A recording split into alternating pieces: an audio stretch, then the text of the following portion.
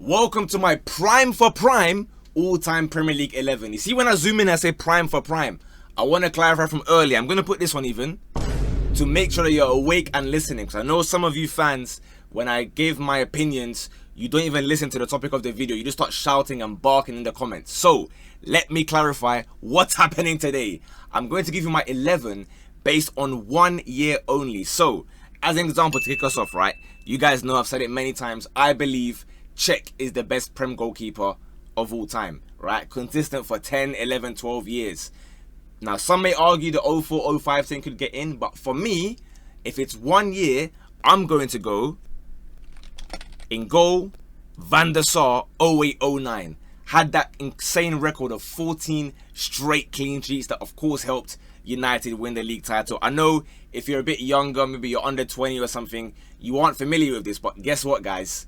Back in the day, United used to be a good team. I know, it's crazy to imagine. I get it. But again, now you can understand what we're doing here. Please don't cry if your favorite player rather doesn't make it because he was good for 3 years or 4 years or 5 years. I don't care. It's just 1 year. I get to take anyone. I'm sure people can shout towards Czech, like I said, 04-05, but I've got someone else for that one. I think you can understand where I'm going to go with that one. You can give a shout out to, Pepe Reina was cold for a while. De Gea had a bit of a, I wouldn't say a whole season, but a good few months spell there. But me personally, Van der Sar, it just felt like you were going up against some 7-foot giant that couldn't be stopped, bro. He had the experience, everything there. So, right back, similar scenario. When it comes to my all-time Premier 11 normally, where I include legacy, longevity, trophies, blah blah blah, Kyle Walker's my pick, but he's not my pick here. I'm going with Trent Alexander-Arnold. Oh, in fact, let me also write their years next to it. So for Van der Sar, let me put it, I'm gonna put it on this, right? So I'm gonna go 09 as like the second year, right? I can't put more than 2 numbers. So Trent is gonna be 22. Let me explain why. It was between 18-19 and 21-22. Funnily enough, 2 seasons where they did not win the league. Obviously, the first one was that crazy Champions League run. I think they got 97 points. I could be wrong. That was the year. Sometimes my years get a little bit muddled, so bear with me. But he was crazy there. But in 21-22, again, no Premier League title, but individually, he got the FA Cup and the Carabao, so a little domestic double there. He became the ultimate cheat code of assist, bro. We always knew, boom, Trent, crazy passer, crazy crossing, can bang a free kick here and there. But that year, he went up a level where you're thinking, bro, this guy's racking up like 20 assists for a fullback. Is that normal? Are you normal? What kind of behavior is that? So Trent is our right back. We're going to even push him a little bit forward. You know how we do. We're not going to have him sitting back there defending. Now in centre back, the first one, I mentioned him just now when I was speaking about the goalkeepers.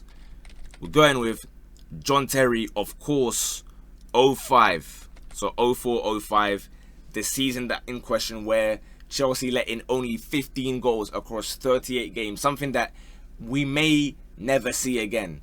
It's another one where start of the season, you keep a couple clean sheets, you're thinking, ooh, can we maybe look at the 15 goals? I reckon, Arsenal and Liverpool, they would have started the season thinking, ooh, 50. Obviously, Invincible is the main one that everyone looks for in terms of can we do it this year, can we do it? But 15 goals is another one that when you're doing well, you start thinking for a little bit and then you realize you let in 1 goal, it's too late, bro.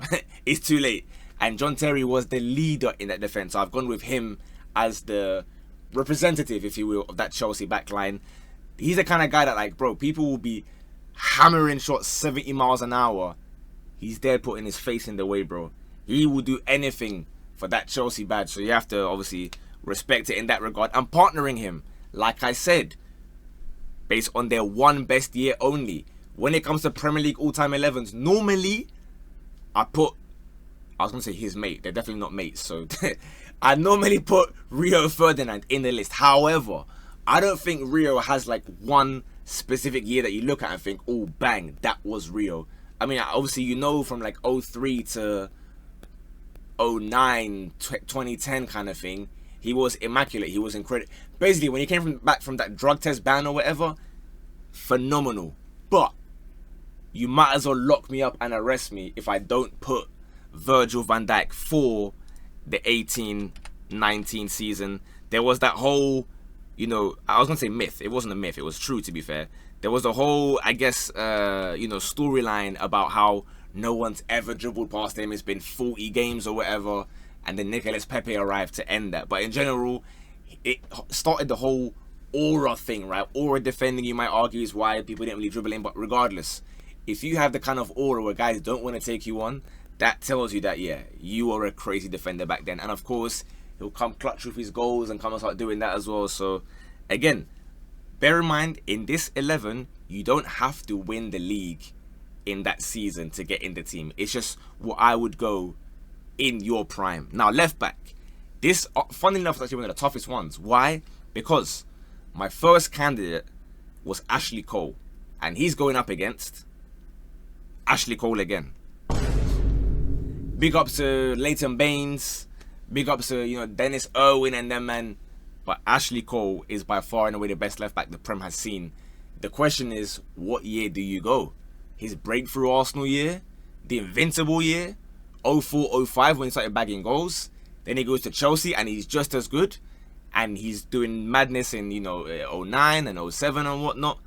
I've gone with the invincible Ashley Cole because he got into the UEFA Team of the Tournament for both Champions League and the Euros that ended in 04 as well. So I think 04, that year, is probably the best to go with for Ashley Cole. So that's our back line. Very, very strong. I think you guys would agree. We got a bit of defending, a bit of creativity, leadership. We got everything there. So now we go to midfield. This is where, again, many, many honorable mentions. So you guys feel free to put your 11 or your 3 players that missed out, 5 players, whatever you want to do. You know me, I'm open to as many comments because, we're on the road to 50k subscribers. We're getting there, bro. We're on 43 now. We had a good week. We've gone from 42 to 43. Step by step, we get to that 50k subscribers with you guys' help. Keep liking the videos, commenting, sharing it. Tell a friend to tell a friend. Don't let him miss out, and then we're going to be on 100k, and he won't be one of the OGs. You guys that are here now, you're the OGs. Speaking of OGs, I don't want to hear no talk about Rodri in the DM for this one, bro. I'm so sorry.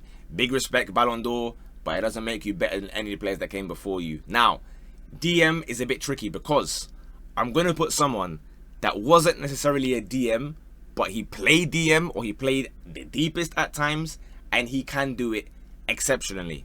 His name is N'Golo Conte. And I'm going to go season-wise, I'm going to go with 16-17. So the one right after Leicester. He had that phenomenal season with Leicester, won the league, one of the key players in that trio that most people would say was Vardy, Mahrez, and N'Golo Kante. That was the 3 that really propelled Leicester to obviously the greatest sporting achievement in English football history. I think many people would agree with. So I'm going to play him DM because he went to Chelsea, and it's like normally you go from a smaller team to a bigger team. Time to adapt.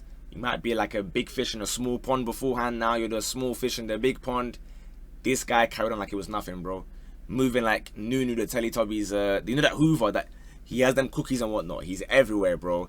They'll make those like Chuck Norris Facebook memes about like 95% of the earth or whatever is water and the rest is N'Golo Kante or whatever them, them sayings that I'm talking about. He was just something different. And then of course, not that it can be factored into a 1-year thing, but he went and won the World Cup like a year later. But again, I'm not going to cheat and do that. So again, like I said, big ups to the likes of, for example, Vieira, who again, more of a box-to-box like Kante in terms of like, they're a box-to-box that can play as a DM, but there's not like a one Vieira year, despite his years of consistency, that I would say, you know what, let me get him in there. I hope you guys see where I'm coming from.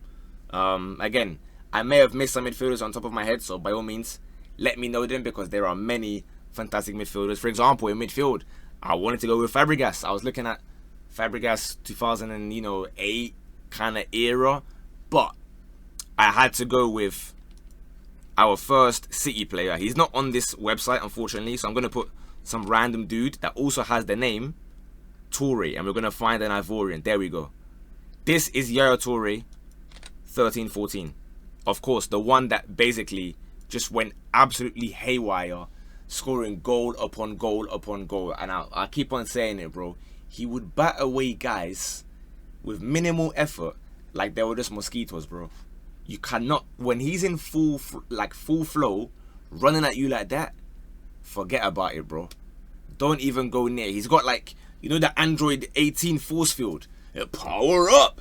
Then they have that green force field, and you go there, oosh, you bounce away. You don't even get like near his shadow, let alone Yaya himself. Remember that Aston Villa goal? Just insane player. Goals, he had it. Free kicks, long shots. Bro, he could hit the long shots here. 30 yards, 0 backlift. You're expecting like a pass out wide. Next thing you know, you're picking the ball from the back of your net, bro. You didn't even know it was going to shoot. You're picking the ball from your net. So I've gone with Yaya for that year. Again, unstoppable. Shame on City for not buying him the cake when he wanted it, man. Really, really upsetting. And now, in the 10, it got very tough. Because... Ooh. So, let me tell you something. And again, you guys might disagree with me. And if that's the case, no problem. It's all a game of opinions. That's why I like replying to you guys' comments. That's why you guys always like commenting, because you know that we read and we engage politely. Again, as always, disagree with me. Don't call me an idiot. Don't call me whatever. Just be nice and give your point of view. Let's debate like adults on here. No rage bait trolling thing.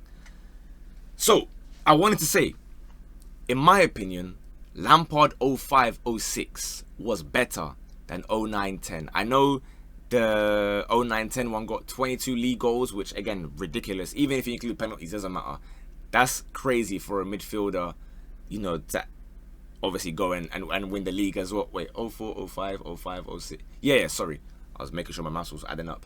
You win the league and you get that many goals, clearly you were doing something right. I just think 05, 06, like, I don't know, something about 05 Lampard, specifically the one where you had the gold Umbro and it's like a little stripe thing there. That version of Lampard for me is the best. So it was a bit of a coin flip. I flipped the coin, it landed, and it said Gerrard 08-09.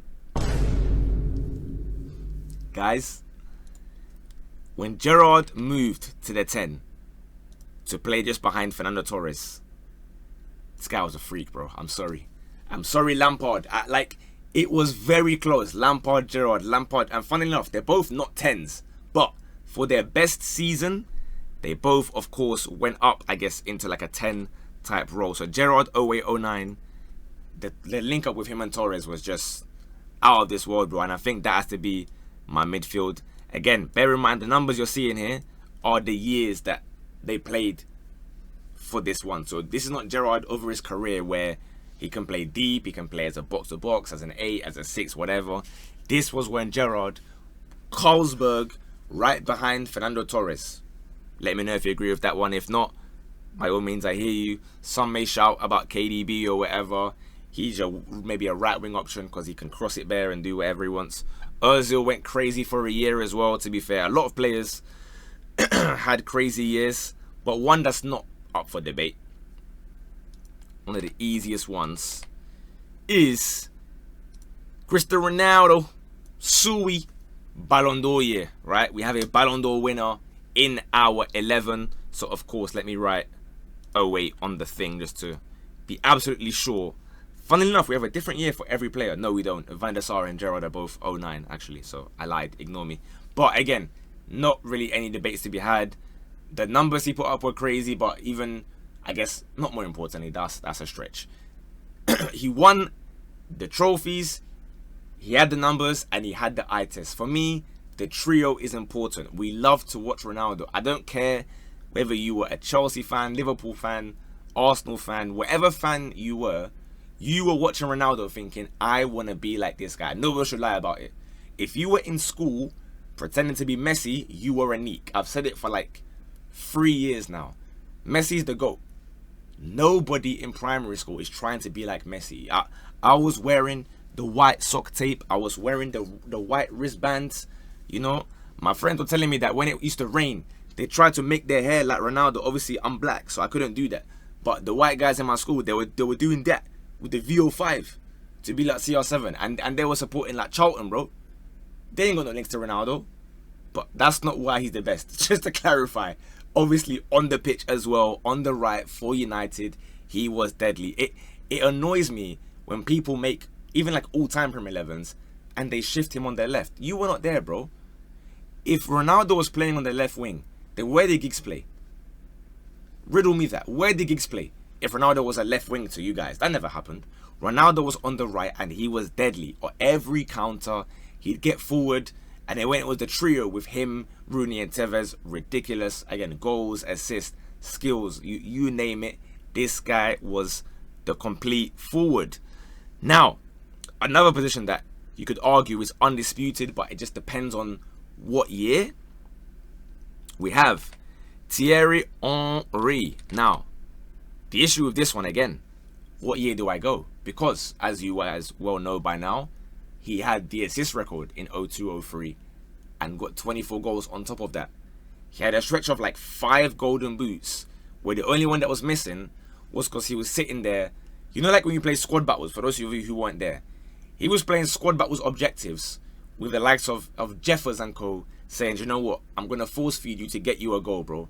Random meaty players would come in the team. Henry would dribble like 5 men and give guys open goals, and they're even missing. The guy was just trolling, but he was just having fun. And he got the assist record in a time that, again, if you were there, tell me in the comments if you're above the age of 25, you'll know. Nobody cared about, like, nobody was counting assists like that. He just got it organically. Whereas nowadays, you see certain players in the last 4 or 5 years, they're fighting for their lives for that assist record. He's done it for a laugh. But I'm not going for that one. I'm going for the year after, where he thought, you know what, okay, assist record is cool, 24 goals is cool. Let me lock in and get 30 and a golden boot. And Invincibles. At that point, you're thinking, you know what, yeah, fairs. So I'm going to go with 04 Thierry Henry up front. And on the left, let me drink some water beforehand. So, again, tricky. There's 2 names I have in mind, debatably 4. One of them is ruled out by the position, i.e. Gareth Bale. For me, Gareth Bale is best on the right. When I think of the best Gareth Bale for Spurs, that is, of course. You man, I've recorded like 5 videos, by the way, because obviously I'm going to be in Moldova. Right now I'm in Moldova for like 2 days, but I've recorded like 3 videos in advance. It's currently 3:30 in the morning. I don't know if I can even prove it to you. Hold on, let me show you. This is how much I care about you guys, bro.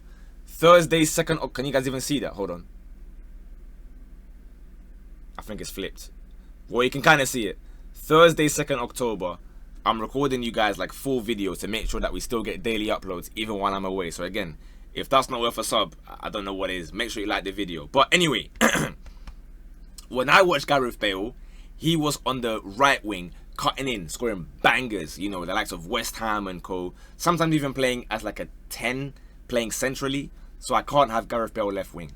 Robert Pires, that PFA insane year, like 01, 02 kind of times, ridiculous. But then, of course, he had the injury around January, and therefore, I mean, he won the award despite being out for like 4 months, and everyone's bowing down to him. But I think I'm going to go between 2 modern wingers. It's a debate that everybody knows about. It's not about legacy. It's not about any of this. Eden Hazard and Alexis Sanchez. 2 very, very valid candidates. There might be more. You might want to invite David Ginola from the 90s and whatnot when he was at Spurs. Big up his thing as well. But Hazard's year, I guess you're going to say, will be, what, 14, 15? Something like that. He's putting up, you know, 14, 15, 16 kind of goals. And obviously, you know, Chelsea are winning things as well. However, I can't lie, guys. If it's a one-off year, Alexis Sanchez 2016 times, that brother had everything. Like, in terms of the eye test, he passed it with flying colours. Numbers, I mean, he dwarfed Eden Hazard's numbers for that one as well. Now, again, like some of these players, he didn't win the league. He won the FA Cup. But again, that same 2016, he's coming off of now getting back-to-back Copa America wins with Chile. Not Brazil, Argentina, even a Uruguay.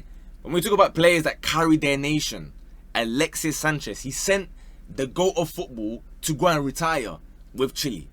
And again, I reiterate, the guy could play on the left, he could play through the middle, he was versatile, he was deadly in front of goal. I always feel like Eden Hazard, for as great as he was to watch, and he would ruin teams, and everyone used to love to watch Eden Hazard. So I have no issues if you think he should be here, just to clarify.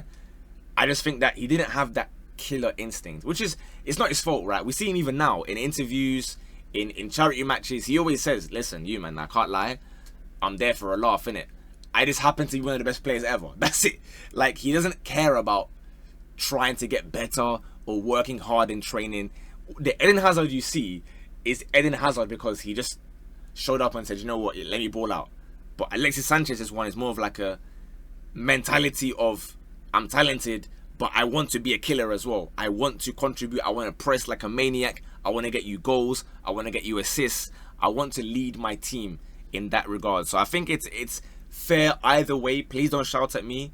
I won't shout at you. You can make your case and whatnot. But for a 1 year, not their career or who's better or whatever, that whole boring convo for the last 1 billion years, I'm going to go with Alexis Sanchez. The 16-17 season is what I shall be opting for. Is he in the game? I think he should be in the game, innit? Yeah, he's at Sevilla nowadays. So I'll write 17 in there. That is my team. Based on their one best year only. Let me know any changes that you'd make. Let me know who the gaffer is, in fact. That's my question. If you've made it this far, who is the gaffer for this team? So you could think maybe Pep 100 points, Arsene Wenger Invincibles, Jose 0405, one of Fergie's years, whatever you want. Let me know what manager takes this team to glory in all 4 competitions. Have a great... This video should be coming out when? Friday, I think I'm recording. Have a great weekend. I'll see you guys hopefully on Saturday at some point if my Wi-Fi in Moldova manages to hold firm. In a bit. Bosh.